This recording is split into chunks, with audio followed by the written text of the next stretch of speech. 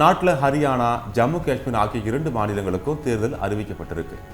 இந்த 2 மாநிலங்களுமே அரசியல் ரீதியாக ஒவ்வொன்றும் ஒவ்வொரு முக்கியத்துவத்தை பெறுது. இந்த தேர்தல் முடிவுகள் நாட்டோட அரசியல் திட்டங்களை மாற்றி அமைக்கக்கூடியவை என்று கூறப்படுது. அப்படி இந்த மாநிலங்களில் உள்ள நிலவரத்தை இப்போது பார்க்கலாம். ஜம்மு காஷ்மீருக்கு 10 ஆண்டுகளுக்கு பிறகு சட்டசபை தேர்தல் என்பது இப்போ நடைபெற இருக்கு. இங்கு 4 முனை போட்டி என்பது நடைபெற உள்ளது. அதாவது முன்னாள் முதல்வர் மெஹபூபா முஃப்தியின் PDP என அழைக்கப்படும் மக்கள் ஜனநாயக கட்சி, முன்னாள் முதல்வர் உமல் அப்துல்லாவின் தேசிய மாநாடு கட்சிகளின் பிரதானமாக உள்ளன. இந்த 2 கட்சிகளும் தான் மாறி மாறி ஆட்சியை பிடிச்சிட்டு வருது. அதே போல பாஜகவும் காங்கிரஸ் கட்சிகளும் ஜம்மு காஷ்மீரில் போட்டி போட்டு வருது. இதற்கு முன்பு கடந்த 2014 சட்டசபை தேர்தல் நடைபெற்றது. அப்போது ஜம்மு காஷ்மீர் ஒருங்கிணைந்த மாநிலமாக இருந்துச்சு. லடாக்கையும் உள்ளடக்கி இருந்துச்சு. மொத்தம் 87 தொகுதிகள் அப்போது இருந்துச்சு. இதில் ஒரு கட்சி ஆட்சியை பிடிக்க 44 தொகுதிகளில் வெல்ல வேணும். காஷ்மீரில் 370வது சட்டப்பிரிவு நீக்கப்பட்டு லடாக் பிரிக்கப்பட்டதை தொடர்ந்து தொகுதி மறுவரையறை நடைபெற்றது. ஜம்மு டிவிஷனில் முன்பு இருந்ததை விட கூடுதலாக 6 சட்டசபை தொகுதிகளும், காஷ்மீர் டிவிஷனில் கூடுதலாக 1 தொகுதியும் உருவாக்கப்பட்டது. மொத்தம் 90 தொகுதிகள் ஜம்மு காஷ்மீரில் இடம்பெற்றிருக்கு.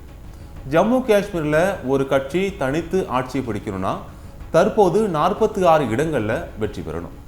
உச்சநீதிமன்றம் செப்டம்பர் 30ஆம் தேதிக்குள்ள காஷ்மீர் சட்டமன்ற தேர்தலை நடத்தணும் அப்படின்னு உத்தரவிட்டிருக்கிறதால இப்போ தேர்தல் நடத்த வேண்டிய நிர்பந்தம் ஏற்பட்டிருக்கு. ஹரியானா மாநிலத்துக்கு கடந்த 2019ஆம் ஆண்டு சட்டசபை தேர்தல் நடந்து முடிஞ்சது. இந்த சட்டசபையோட பதவிக்காலம் வர நவம்பர் 3ஆம் தேதியோட முடிவுக்கு வருது. ஹரியானாவில் மொத்தம் 90 சட்டசபை தொகுதிகள் இருக்குது. இங்கு ஒரு தனி கட்சி ஆட்சியை பிடிக்கணும் அப்படின்னா 46 இடங்களில் வெற்றி பெறணும். கடந்த 2019 தேர்தலில் இந்த மாநிலத்தில் யாருக்கும் பெரும்பான்மை கிடைக்கல. 40 இடங்களில் பாஜக வென்று தனிப்பெரும் கட்சியாக உருவெடுத்தது. காங்கிரஸ் 31 தொகுதிகளில் வென்றுச்சு.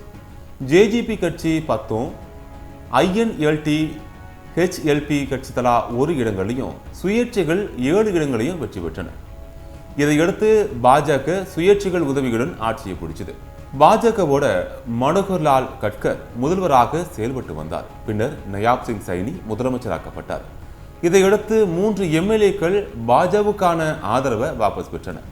மேலும் அவர்கள் காங்கிரஸோட கைகோத்தாங்க. இதனால தற்போது ஹரியானாவில் 87 MLAக்கள் இருக்கிறாங்க.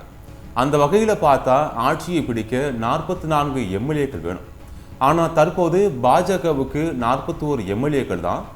HLP கட்சியோட ஒரு MLAவின் ஆதரவு, சுயேட்சை ஒருவரின் ஆதரவு என்று மொத்தம் 43 MLAக்கள் மட்டும்தான் இருக்காங்க. இதனால பாஜக மைனாரிட்டி அரசு என அழைக்கப்பட்டது.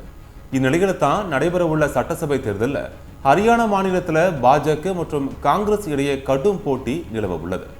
கட்சி தாவல், ஊழல் பிரச்சனை, தீவிரவாத பிரச்சனை ஆகிய 3ஐயும் மக்கள் எப்படி எதிர்கொள்ள போகிறார்கள் என்பதுதான் இந்த தேர்தல் முடிவுகளோட எதிர்பார்ப்பா இருக்குது.